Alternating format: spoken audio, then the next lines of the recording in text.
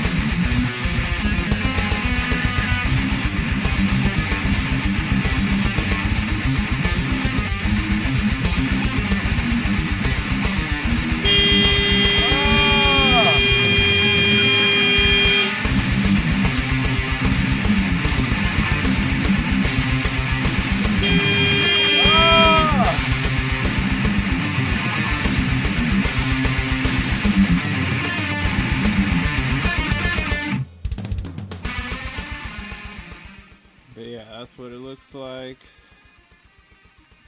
I had to take off the little, you know, little boot thing, Max 2 or NRG, whatever, however you want to say it. NRG, and bam, clicks right in. Well, it doesn't click. You gotta put the wheel on and then put the wheel on and then turn that and it locks right in. You know, put it on, twist it. I usually twist it one hand and it's on. You heard the click, ready to go. There's no, it's not loose or anything. And then when I take it off, I use two hands, a little easier. Twist it, bam, ready to go. It's not as quick as the other one, but it's, you know, I'm kind of, I don't know why I gotta take it off so fast. Anyway, not that bad. Bam, find it, twist it, done. Good to go. Horn works. Solid, man. 40 bucks, 50 bucks. Find one online, eBay. I'll put the link on the bottom or in the description. But yeah, twist it on with one hand. Twist, I like it. First little modification that I've done to this car. It's not bad. It's cool. Just take it. Ready? Let it go. See ya. Yeah, super easy. Pop that sucker on. Twist it. Good to go. I use two hands to twist it off. Done.